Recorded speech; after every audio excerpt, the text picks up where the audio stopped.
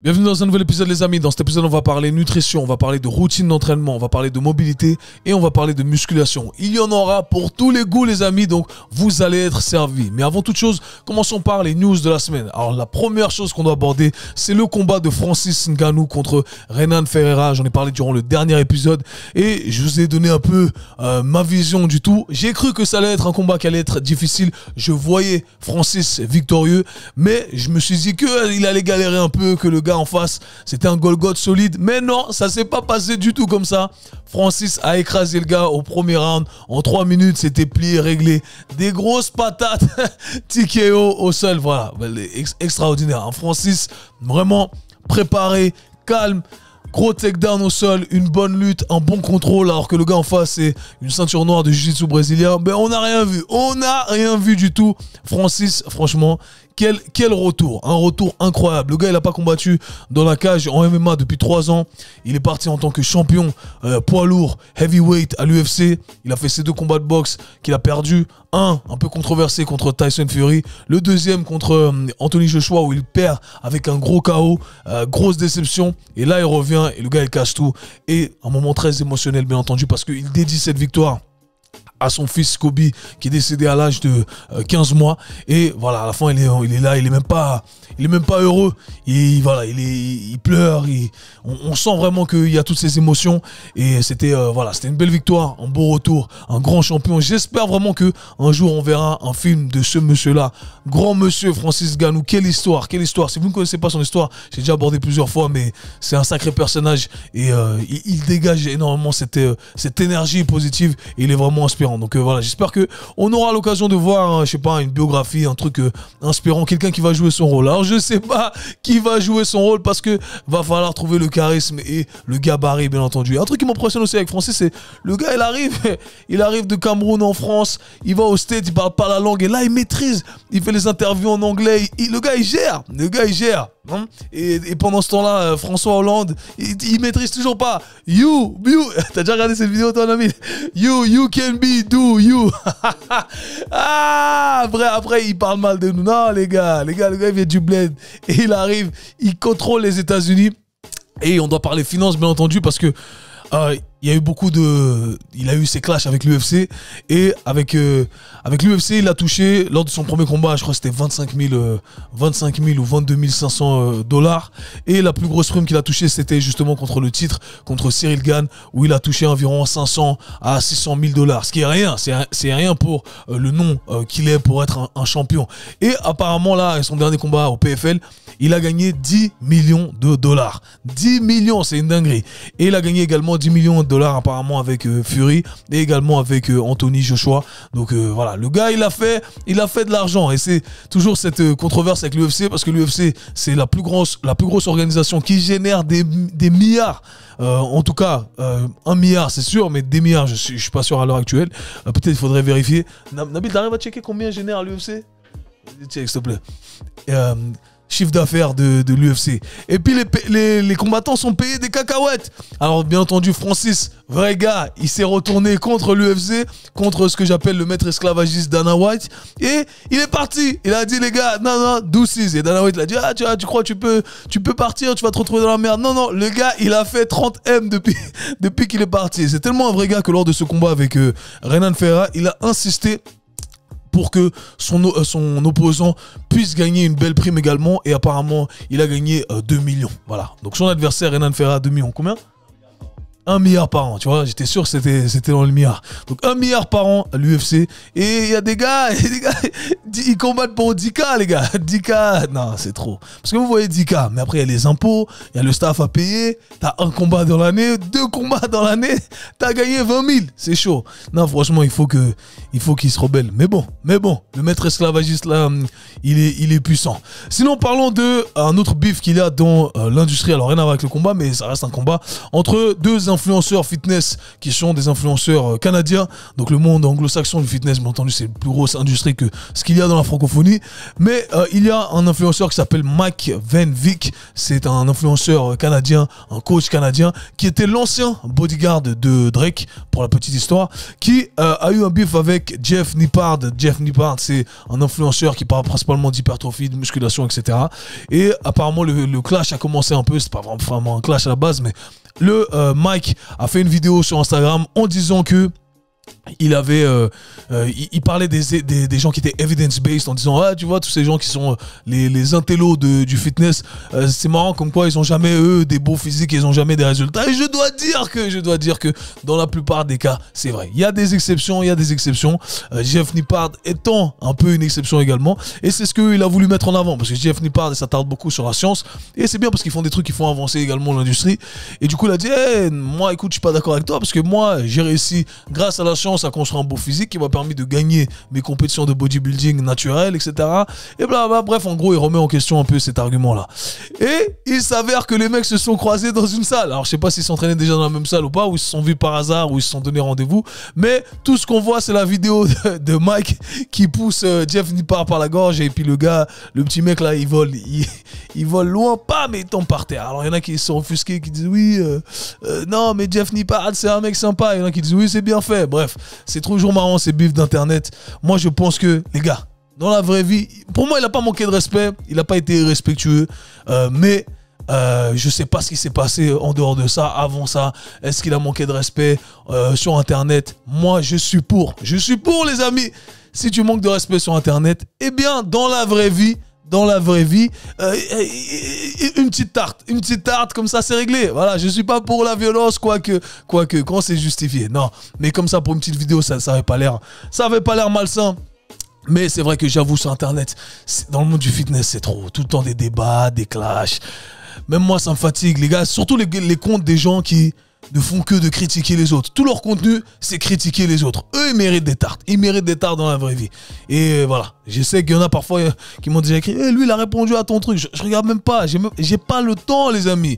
Je suis un entrepreneur, père de famille. J'ai pas le temps de tout regarder. Mais sachez qu'il y en a qui ont déjà essayé dans l'industrie avec moi. Et ça s'est pas passé comme prévu pour eux. Donc, les gars, on n'est pas du même avis. On peut ne pas être du même avis. Et je vais vous dire un truc. Ça, c'est un message ici. Moi, je suis même des gens sur Instagram avec qui je suis pas du même avis. Des préparateurs que je connais, avec qui j'ai déjà échangé, qui disent des trucs, ou même des élèves, des gens qui ont participé à mes programmes. On n'est pas du même avis. Et c'est ok. Des fois, je trouve que ce qu'ils disent, c'est n'importe quoi. Je suis pas d'accord. Et peut-être que des fois, ils pensent que ce que je dis, c'est n'importe quoi. Et c'est ok. C'est pas pour autant que je les déteste. J'écoute. Et j'ai pas pour autant que je vais faire une vidéo réaction. C'est pas pour autant que je vais aller commenter, etc. Des fois, on peut aller en privé et échanger. Mais, les gars, les gars, partagez votre message, chacun partage son message et éventuellement, voilà, vous allez inspirer des gens. Il y a des gens qui vont écouter, il y a des gens qui vont dire ça n'a pas de sens, et voilà, éventuellement peut-être que vous allez trouver votre camp, celui qui vous correspond au mieux. En tout cas, c'est comme ça que je vois le tout de aujourd'hui. Par le passé, c'était un peu différent, mais aujourd'hui, avec un peu plus de maturité, c'est comme ça que je vois le tout. Sinon, les amis, parlons de ma dernière vidéo YouTube. J'ai fait une vidéo YouTube pour savoir si j'étais dans le 10% des athlètes. Et franchement, j'ai eu beaucoup de retours et j'ai hâte de voir vos résultats à vous. Il y a différents tests, il y a 6 tests à passer. Et voilà, testez-vous, regardez où vous en êtes. Ça va vous permettre d'identifier vos points forts et vos points faibles. Regardez ma dernière vidéo. Votre gars là, il a souffert. Votre gars, il a souffert principalement sur un test là où mes ischios jambiers allaient sauter. C'est assez drôle de voir les images. Même moi, je rigole encore quand je regarde le tout. Mais c'était assez intéressant à voir. J'étais content de savoir que j'ai quand même maintenu un certain niveau, mais c'est assez violent de voir le déclin. Parce qu'avant, je faisais ces tests vraiment haut la main. C'était facile. Et là, bien entendu, je suis passé de pouvoir m'entraîner 6 fois dans la semaine avec des sessions de 1h, 1h30 à pouvoir m'entraîner 2 fois dans la semaine ou alors des mini-séances de 15-20 minutes dans la semaine. Donc, plusieurs fois si possible. Mais voilà, j'ai plus d'entraînement régulier, c'est très dur et je suis constaté de voir que je suis dans le déclin. Et c'est assez violent, mais on l'accepte parce que c'est la vie, ça se passe jamais comme prévu. On est assez content des résultats. Donc les amis, allez checker la vidéo et je vous invite bien entendu à vous tester également. On a fini avec les news. Commençons par la première question. Salut Kevin. J'avais une question concernant la nutrition. Comment adopter une approche durable de la nutrition? Alors c'est une question qui est intéressante parce que, encore une fois, je suis tombé sur pas mal de trucs ces derniers temps qui m'ont fait réfléchir. Et plusieurs conversations que j'ai eues avec des clients, entre autres, qui m'ont fait réfléchir et qui, je le remarque, restent quand même un sujet d'actualité. Et peu importe combien de fois on le répète, eh bien, c'est important de répéter le tout. Je répète constamment, ou je répète constamment, devrais-je dire, ma devise qui est la compréhension précède l'exécution. Essayez de comprendre ce que vous faites, pourquoi vous le faites, quels sont les mécanismes derrière ce que vous faites, et à partir de là, vous allez pouvoir appliquer de la meilleure des façons. Et malheureusement, ce qui se passe souvent dans le monde de la nutrition, c'est qu'on a tendance à suivre un camp de manière très dogmatique et religieuse, sans vraiment comprendre les mécanismes qu'il y a derrière. Et bien entendu, ça amène certaines frustrations, ça amène certaines incompréhensions, et ça fait que ce n'est pas durable sur le long terme. Okay, pour avoir des résultats, le truc à garder en tête, c'est qu'il faut utiliser une approche qui est soutenable sur le long terme. Il en va de même pour l'entraînement. Peu importe ce que vous faites, il faut que ce soit soutenable. C'est la variable numéro 1. Peu importe à quel point ça peut être efficace, si ça ne l'est que sur le court terme, eh bien, par définition, vous allez échouer, ok? Parce que on veut voir les choses sur le long terme, parce que ce n'est que sur le long terme qu'on peut avoir de vrais changements physiques, physiologiques, etc. Donc gardez toujours ça en tête. Le long terme, c'est ce qui compte, et vous voulez toujours opter pour une option qui vous offre ces résultats sur le long terme. Mais avant toute chose, j'aimerais vous partager mon histoire perso avec ma relation sur ma relation avec la nourriture. J'ai fait plusieurs va-et-vient. À l'époque, quand j'étais combattant, eh bien, j'ai fait plein de diètes yo-yo. J'ai parlé déjà dans un de mes podcasts de mes troubles du comportement alimentaire, où je mangeais un truc, du junk food, un fast food, etc. Directement après, je devais aller me buter à la salle, je devais courir, etc. Pendant les repas de Noël, etc., de fin d'année, bien c'était pareil. Je devais m'entraîner avant, je devais m'entraîner après. Je voyais tout comme une punition un peu. Je me faisais plaisir, mais après, je devais me punir. Et ça m'a pris du temps pour rééquilibrer le tout et arrêter de voir ces petits plaisirs comme des moments où je devais exagérer. Déjà, c'est le premier truc. Donc, on peut consommer, mais avec modération. Et je ne suis pas obligé de me punir après. Donc, tout est une question de budget. Il faut savoir organiser son budget. Je vais venir dans un instant.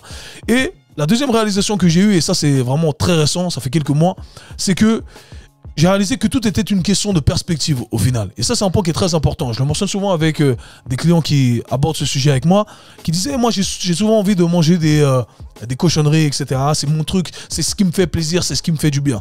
Je me rappelle qu'à l'époque, eh bien, j'avais aussi ce ressenti-là. Et j'avais envie de me dire, hey, tous les vendredis, je dois manger ça. Et tous les mercredis, je dois manger ça. Je ressens à ces moments-là des envies de gourmandise et de manger ces cochonneries. Et je ressentais ça particulièrement les jours où je dormais moins, okay, où j'étais très fatigué. Et je me rappelle que quand j'étais très fatigué à l'arrivée de mon premier enfant, il y a 3 ans maintenant, eh bien, j'avais une frustration le matin parce que j'ai pas dormi de la nuit et je savais que ma journée n'allait pas être au top. J'allais pas pouvoir être au top au niveau de mes performances, au niveau de mes capacités cognitives au travail. Et du coup, j'étais énervé. Quand j'étais énervé, eh bien, je devais manger un truc pour me calmer. C'est là où j'allais acheter des cochonneries, des chocolats, des crêpes. Bref, peu importe ce à quoi vous pouvez penser. Et c'est marrant parce que ces derniers temps, eh bien, ou par le passé, pour continuer sur cette lancée-là, eh bien, je me disais c'est normal parce que quand on a un manque de sommeil, eh bien, on vient déséquilibrer ces hormones de faim, ces hormones de satiété, ces hormones qu'on appelle la ghrelin et la leptine. Et du coup, il y a tout un aspect biologique, chimique derrière tout ça qui va au-delà de notre volonté, de notre état d'esprit à se dire hey, j'ai la discipline pour tenir même quand tout n'est pas aligné. Et du coup, c'était un peu l'excuse que j'utilisais ou l'explication que j'utilisais qui est vraie en partie. Mais ces derniers temps, eh bien, ce que j'ai réalisé, c'est que j'ai créé un mind shift complètement différent. J'ai toujours pas dormi, ça fait 3 ans que votre gars n'a pas dormi, je passe des nuits terribles, là ça va faire 2 mois là où c'est terrible de chez terrible. Et je relativise maintenant. Je me dis, hey, fuck it. Perdu pour perdu, fuck it. Je me réveille plus énervé. Je me réveille fatigué avec des maux de tête, etc. Mais hey, it is what it is, comme disent les Américains. It is what it is. Tu peux rien faire, mon gars. Donc c'est comme ça. Donc je suis plus énervé. Et j'ai plus vu que j'ai changé cette perspective des choses où hey, je suis pas énervé, j'ai pas dormi. Donc forcément, je connecte ça. J'ai créé ce lien associatif avec la mauvaise nourriture. Eh bien, je me penche plus sur ça. Je vais manger comme je mange normalement. Je vais manger sainement. Je vais manger des trucs qui me font du bien. Et étonnamment, à ma plus grande surprise, les amis, là, je fais mon confessionnat ici.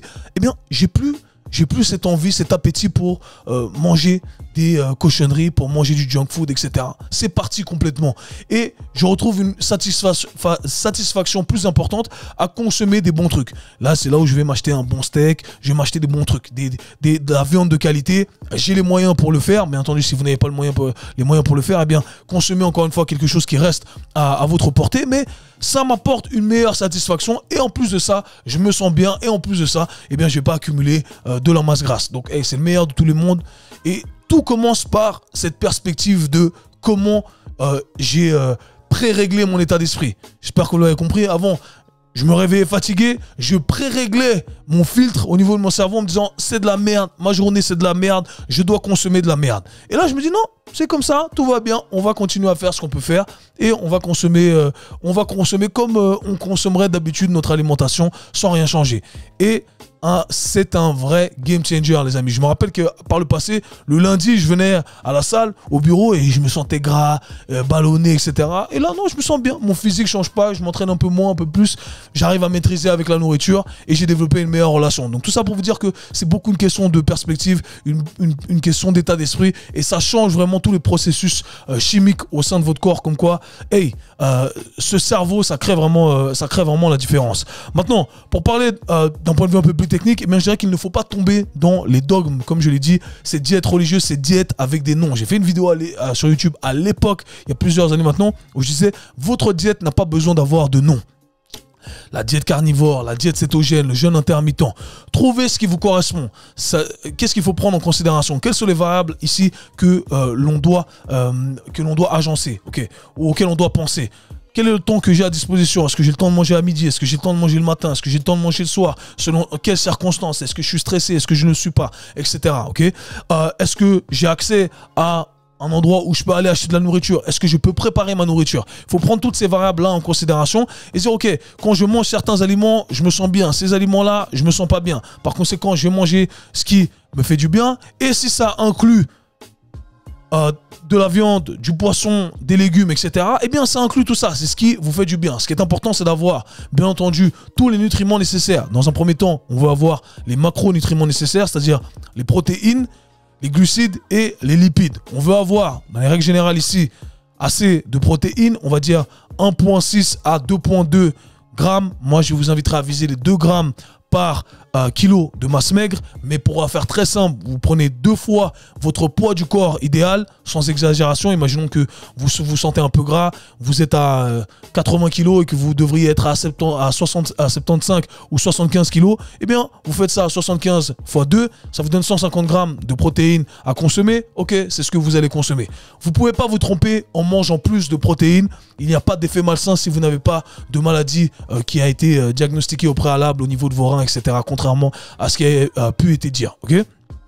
Et du coup, protéines. Ensuite, on aimerait avoir 30% environ de lipides, de bonnes graisses. Vous ne pouvez pas vous tromper avec un peu d'huile d'olive. Si vous mangez de la protéine animale, eh bien, vous allez avoir certaines graisses également. Et voilà, c'est ça. Donc, consommer du poisson 2 fois dans la semaine. Des légumes variés, c'est ce qui va vous permettre d'avoir également vos micronutriments, des œufs, les gars. C'est ça, franchement, des fois, je suis là et on se prend la tête. Et je dis ça, bien entendu, j'ai fait tout ça. J'ai fait toutes les diètes. J'ai fait la diète carnivore, j'ai été vegan, j'ai fait la diète cétogène, j'ai fait le jeûne intermittent. Je suis tombé dans tous ces dogmes-là pour au final revenir au centre et dire, ok, en fait, c'est ça qui fonctionne. Une diète qui est omnivore, en mangeant des aliments qui me correspondent, qui me font du bien, et qui ne tombent pas dans des règles prédéfinies par certains influenceurs ou certains docteurs ou que sais-je qui cherchent à vendre leur façon de faire les choses. Non, je sais individualiser le tout pour ma personne et ça, c'est ce qu'il y a de plus important. Ensuite, finalement, eh bien, ce qu'on aimerait faire, c'est trouver une quantité totale, j'en reviens à cette idée de budget, qui nous permet de garder le physique qu'on aimerait garder, okay, ou le physique auquel on aspire. Bien entendu, tout est une question d'énergie. S'il y a trop d'énergie qui rentre, eh bien, j'aurai un surplus calorique, ce qui veut dire que ce surplus va être stocké sous forme de gras. Et s'il y a trop d'énergie qui sort, eh bien, je vais perdre du poids. Donc, trouvez ce qui vous correspond ici et ajustez vos quantités. Le meilleur truc à faire, je l'ai dit également dans un épisode récemment, c'est de traquer. Traquez une fois dans votre vie pour vous dire, ok, je consomme en fait 3000 calories par jour en moyenne. Sur les 10 derniers jours que j'ai traqués, 3000 calories, c'est ce qui me correspond, je prends pas de poids, je perds pas de poids. Hey, j'ai envie de perdre un peu de poids. Ok, je vais passer de 3000 calories à 2700 calories par jour. Aussi simple que ça, vous ne pouvez pas vous tromper, vous allez perdre un peu de poids, c'est pas exagéré et vous allez aller dans la bonne direction sans changer grand chose. Vous enlevez une canette de coca, au lieu de manger 180 grammes de pâtes, vous mangez 160 grammes de pâtes par jour. C'est tellement simple que des fois, ça me fait halluciner de voir à quel point les gens essaient de rendre le truc compliqué. Mais à chaque fois, ils essaient de rendre le truc compliqué pour vous vendre un truc. Mais croyez-moi, c'est très simple les amis. Donc j'espère que ma réponse et mon histoire aura pu vous aider ici. Deuxième question, salut Kevin, dans un de tes derniers épisodes, tu parles de tes routines d'entraînement qui se sont écourtées. Ma question est la suivante, selon toi, est-ce que c'est mieux de s'entraîner 2 fois par semaine pendant 1 heure à 1h15 ou alors 6 fois par semaine à dose de 15, 20, 25 minutes? Alors c'est une bonne question parce que ça paraît... Ça peut porter confusion ici et la question n'est pas si évidente que ça. Parce que si on venait à totaliser le tout avec des entraînements de 20 minutes et 2 entraînements d'1 heure, c'est-à-dire 2 entraînements d'1 heure, ça nous fait 2 heures au total, et 6 entraînements de 20 minutes, eh bien ça nous fait 2 heures au total. Mais on va modifier simplement une chose qu'on appelle la fréquence d'entraînement. Et bien entendu, l'organisation de l'entraînement va être légèrement différente. Voici les règles à garder en tête, selon moi, je pense ici sans avoir pris de notes au préalable, donc je vais peut-être oublier 1 ou 2 trucs, mais c'est que de manière générale, j'aurais tendance à dire que si vous n'êtes pas sous produit anabolisant, favorisant la récupération et vous permettant de rajouter plus de volume qui va vous être bénéfique, eh bien, on a une certaine capacité à endurer ce volume-là, ok? Le volume auquel on va exposer notre corps. Le volume étant le nombre de séries de répétitions par groupe musculaire qu'on va infliger à notre corps. Et du coup, ce qu'on remarque, c'est que lorsque on fait un certain nombre de séries, on a une certaine réponse qui va être positive, mais passer un certain nombre de séries, eh bien, ce qui va se passer, c'est que les gains accumulés au fil des séries vont diminuer à chaque fois. Imaginons très simple, en vulgarisant le tout. Première série, vous faites, ça ramène des gains significatifs de 30% en plus. Deuxième aussi, troisième aussi. Et la quatrième, on voit que en fait, tu gagnes que 10 en plus. Et en fait, la cinquième, tu gagnes que 2 en plus. Et au final, tu vois que ça stagne. Ce qui veut dire que tout simplement, au bout d'un moment, eh bien, votre corps a compris le signal que vous lui avez envoyé et que tout ce que vous allez rajouter en plus, ça va vous ramener peut-être un peu de gain, mais avec beaucoup de fatigue, ce qui va vous demander plus de temps pour récupérer, et c'est pas forcément bénéfique. Si on interprète ces informations-là, eh bien on comprend que on veut donner le signal qui est adéquat, où on a ces gains accumulés qui sont pertinents au fil des séries, autour de 3 séries, selon mon expérience et selon plusieurs recherches que j'ai lues. Et à partir de là, bam, je pourrais en faire plus, qui pourrait m'offrir un peu plus, mais ça vient avec des effets négatifs. Et si je m'arrête là, je vais avoir des gains assez conséquents. Cool. Maintenant, j'aurais tendance à favoriser la fréquence, c'est-à-dire répéter cette stimulation plusieurs fois dans la semaine. Et 2 à 3 fois dans la semaine. Le minimum, ça va être 2 fois dans la semaine. Et c'est là où ça peut amener un peu de confusion. Parce que si vous faites 2 entraînements dans la semaine, eh bien vous n'avez pas le choix. Ça doit être des full body. Okay? Si vous faites un split, ça va pas fonctionner. Parce que là, vous allez avoir une fréquence de qu'une fois dans la semaine. Et comme je l'ai dit, pour les raisons que je viens d'expliquer, au sein de la séance, si vous rajoutez plus de volume, ça va pas forcément être bénéfique. Donc, full body, c'est la seule option que vous avez à disposition ici. Et si vous faites des full body, eh bien vous êtes limité sur le nombre d'exercices que vous allez pouvoir sélectionner pour certaines parties. Vous allez travailler sur le haut du corps, vous allez travailler sur le bas du corps, sur différents muscles. Et en gros, vous allez faire une série pertinente une partie pertinente pour les groupes musculaires qui vous sont intéressants. Bam. Ok. Maintenant, si vous entraînez 6 fois dans la semaine, eh bien, ça vous permet de rajouter plus de fréquences. Vous pouvez travailler 3 fois sur le bas du corps, 3 fois sur le haut du corps, par exemple. Et là, ça vous permet de rajouter plus de stimulation. Et selon moi, ça offre plus de gains. Donc, en essayant de vous donner toutes ces explications-là, j'aurais tendance à dire que il est plus pertinent de s'entraîner 6 fois dans la semaine 20 minutes avec quelque chose de bien organisé, à condition encore une fois de respecter toutes les variables qui vous permettent de prendre du muscle, c'est-à-dire de placer une tension mécanique qui est intéressante avec une proximité à l'échec. Ça va dépendre aussi des autres qualités que vous pouvez développer, parce que vous pouvez développer un certain côté athlétique avec des mini-entraînements. Et à partir de là, eh bien, vous allez construire du muscle avec vos séances de 20 minutes. Et ça va être grandement bénéfique. Maintenant, l'autre variable à prendre en considération encore une fois est: est-ce que j'ai vraiment, si vous êtes en débat entre ces deux catégories-là, est-ce que je fais 2 fois 1 heure ou alors 6 fois 20 minutes, c'est qu'est-ce qui est le plus soutenable? J'en reviens à ce que je disais auparavant. Est-ce que c'est plus soutenable pour moi de faire 6 fois 20 minutes ou de faire 2 fois 1 heure, 1 heure et quart, sachant qu'il y a des semaines où ça va sauter? Si ça va sauter des fois, eh bien les gars, optez pour les 20 minutes. Encore une fois, moi, c'est ce que je fais. J'opte pour les 20 minutes. Et ce n'est pas un ou l'autre. Si de temps en temps, on peut caler une séance de 1 heure, eh bien, je vous inviterai à caler une séance de 1 heure qui va être un peu plus construite, etc. Mais vous pouvez faire des gains extraordinaires avec des séances courtes de 15, 20, 25 minutes sur tous les fronts. Parce que vous allez pouvoir ajouter de la fréquence, encore une fois, à condition de respecter les variables que j'ai mentionnées qui vont vous permettre de prendre du muscle. Donc, croyez-moi, les amis, c'est là où la science de l'entraînement a tout son art ici. Si vous organisez le tout de la meilleure des façons, eh bien, ça peut grandement vous aider. D'ailleurs, je n'en dis pas trop, mais il y a des surprises qui arrivent bientôt. Prochaine question. Salut Kevin, j'espère que tu te portes bien. Ma question porte sur le side split. En effet, je cherche à l'acquérir et je voulais savoir si on doit également obtenir cette mobilité des chevilles nous permettant d'être plus à l'aise dans les fortes amplitudes de mouvement. Est-ce que c'est un must-have ou non? Merci pour le contenu, toujours aussi qualitatif. Alors, le side split en français, je crois qu'on appelle ça le frontal. Je crois qu'on appelle ça le grand écart latéral. Okay, c'est toujours bizarre parce que c'est l'inverse de l'anglais. En anglais, on appelle ça le front split. C'est le front split. Le front split, c'est grand écart latéral. Et, ah non, je me suis trompé alors. Front split, c'est grand écart latéral. Et le side split ou middle split, c'est ce qu'on appelle le grand écart frontal. Okay? Donc là, on parle du grand écart frontal, ce qu'il appelle le side split, le grand écart à la Van Damme pour les OGs qui connaissent Jean-Claude Van Damme. Du coup, comment on fait pour l'obtenir? Alors, il y a plusieurs side splits qui vont s'offrir à nous et ça va vraiment dépendre de plusieurs variables. Et c'est ce que je trouve très intéressant avec le side split. Alors, le side split, on a deux options pour le faire. On peut le faire soit avec une rotation interne des hanches, c'est-à-dire les genoux qui vont pointer vers l'avant et on va avoir, en l'occurrence ici, les pieds posés à plat au sol, d'où la question sur la cheville. Et on a l'autre option où on va avoir les pieds qui pointent vers le haut, les genoux qui pointent vers le haut avec une rotation externe des hanches. Et là, ça va vraiment dépendre de où vous en êtes au niveau de votre anatomie. Si vous avez beaucoup de rotation externe, eh bien, vous allez avoir tendance à favoriser ce split-là où vous allez avoir simplement les talons posés au sol avec les orteils qui pointent vers le haut et les genoux qui pointent vers le haut. Dans ce cas-là, la mobilité de cheville n'est pas très importante.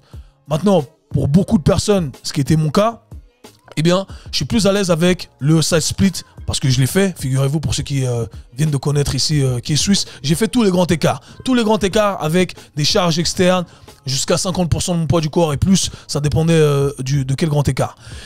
Quoi qu'il en soit, eh bien, pour le grand écart avec la rotation interne des hanches, eh bien, ce qui va se passer, c'est qu'on doit avoir un certain niveau de rotation également au niveau des genoux. Donc, on va avoir le tibia qui doit être capable de tourner également.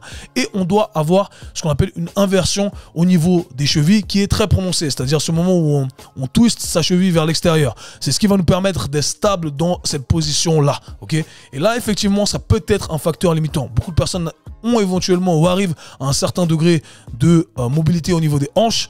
Et du coup, se voient limités dans la position à cause de leurs chevilles. Et là, il faut travailler sur nos chevilles également. Ou alors, vous allez vous retrouver avec l'extérieur du pied qui est vers le haut. Et puis, c'est pas très à l'aise, c'est pas super. Okay? Donc, effectivement, je vous inviterai à travailler sur vos chevilles si vous vous retrouvez dans cette position-là. Je vais donner quelques tips ici pour ce grand écart-là. Si vous êtes dans cette situation où vous vous voyez plus à l'aise en posant vos pieds au sol et en ayant les hanches en rotation interne, eh bien, vous voulez travailler continuellement sur la rotation interne de vos hanches pour créer plus d'espace à chaque fois. En parallèle de ça, eh bien, vous voulez travailler sur vos adducteurs. Et sur vos adducteurs, eh bien, on a un groupe musculaire qui est particulier parce qu'on doit le travailler avec les genoux fermés, avec les genoux fléchis et avec les genoux tendus. Donc, j'inviterai à inclure ces trois choses. Travail de rotation interne de la hanche, travail des adducteurs avec genoux fermés, on pense ici à la position du papillon, et travail des adducteurs avec les genoux verrouillés et qui est avec les jambes tendues.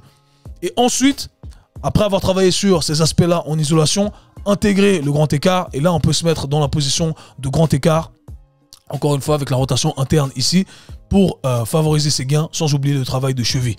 Et le travail de cheville, ça peut être un facteur non seulement qui est limitant, mais on peut avoir un risque de blessure également. Si vous forcez à vous mettre dans la position de grand écart et que vous tenez cette position sans assistance, uniquement à la force de vos adducteurs, pour être fort dans cette position, ce que je vous inviterai à introduire à un certain moment, eh bien, ça peut forcer sur vos chevilles et vous pouvez vous blesser au niveau de la cheville. Ça peut arriver, j'ai déjà vu ces cas-là. Donc, préparez vos chevilles au mieux avant d'essayer d'intégrer cette position-là. Habituez à vous tordre la cheville, à produire de la force dans cette position-là. J'ai fait plusieurs vidéos là-dessus, même vidéos sur YouTube. Donc, allez checker tout ça. Donc, est-ce que c'est un must-have?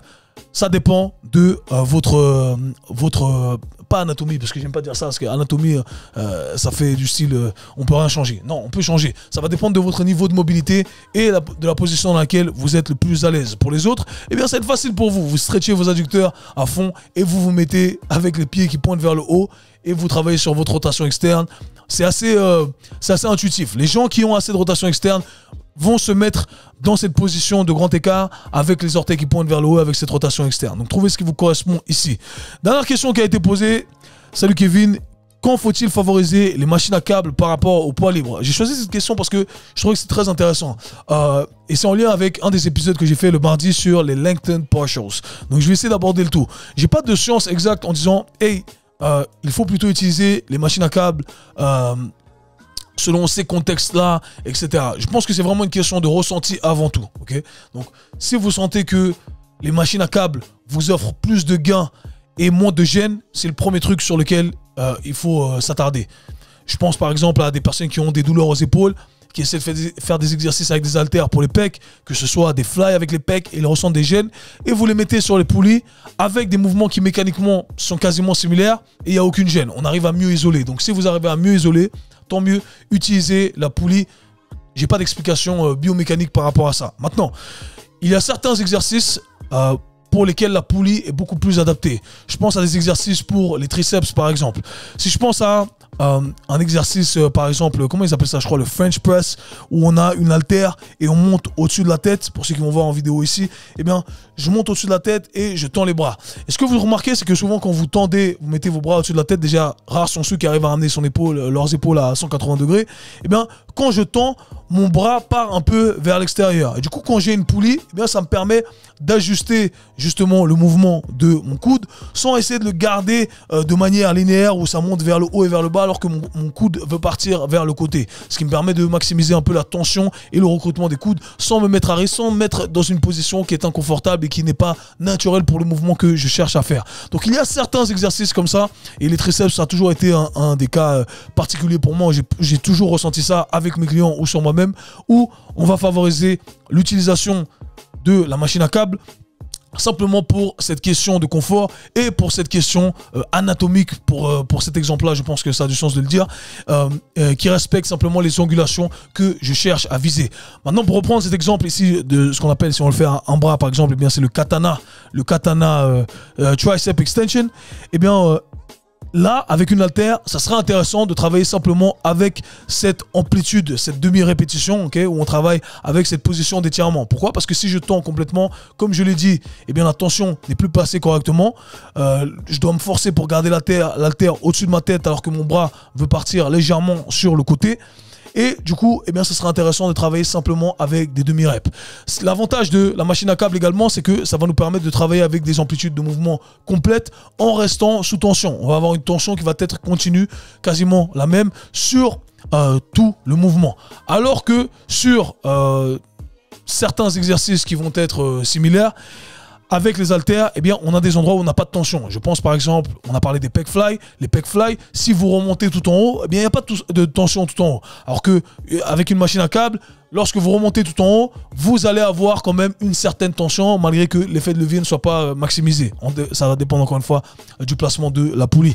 Mais vous descendez tout en bas avec la machine à câble, on a le stretch, on a de la tension, on monte, on a toujours de la tension. Avec les haltères, eh bien, il n'y a que dans la portion basse du mouvement que vous allez vraiment ressentir une tension qui va vous permettre d'offrir des gains. Avec des haltères, eh bien, dans ce cas-là, il est intéressant de travailler avec des demi-reps pour favoriser les gains justement des lengthened partials. J'ai abordé tout ça dans l'épisode du mardi. Un autre exercice qui me vient en tête comme ça, j'ai parlé des triceps. Il y a quoi encore? Élévation latérale. Les élévations latérales classiques, les lateral raises avec les haltères, eh bien pareil, quand vous êtes tout en bas, proche de votre corps, les 15 premiers degrés, les 20 premiers degrés, il n'y a pas de tension avec les haltères. Par conséquent, on a une angulation qui est active et une angulation où il n'y a pas de tension, une angulation qui est passive. Alors que si vous utilisez des poulies, eh bien éventuellement, on a de la tension sur une plus grande amplitude de mouvement, ce qui pourrait favoriser, encore une fois, la prise de masse musculaire. Donc, si on arrive à générer plus de tension sur une plus grande amplitude de mouvement, plus grosse quantité de tissu qui est sous tension, plus de gains. Donc éventuellement, on pourrait argumenter le fait qu'il y aurait plus de gains d'un point de vue hypertrophique quand on utilise les machines à câble à poulie à câble du coup plutôt que les poids libres. Donc voilà dans quelles circonstances je favoriserais plutôt l'utilisation d'un ou de l'autre, encore une fois en se basant sur le ressenti et en se basant sur les angulations qui nous permettent de créer de la tension comme je viens de l'expliquer. J'espère que ça pourra vous servir ici. Les amis, sinon, je n'en dis pas plus. La dernière news, c'est qu'il reste quelques places pour les inscriptions de mon programme Mentorship pour tous les professionnels du sport et de la santé. On aborde d'ailleurs tous ces sujets en long, en large, en détail, bien entendu, dans cette formation-là. Donc n'hésitez pas à vous inscrire. Tous les liens sont dans la description et si vous voulez poser des questions également, le lien est dans la description. Nous, on se voit à /parle très bientôt. Peace! C'était le K-Sui Show. Si vous avez apprécié le podcast, abonnez-vous, partagez-le avec vos amis. À très bientôt. Peace.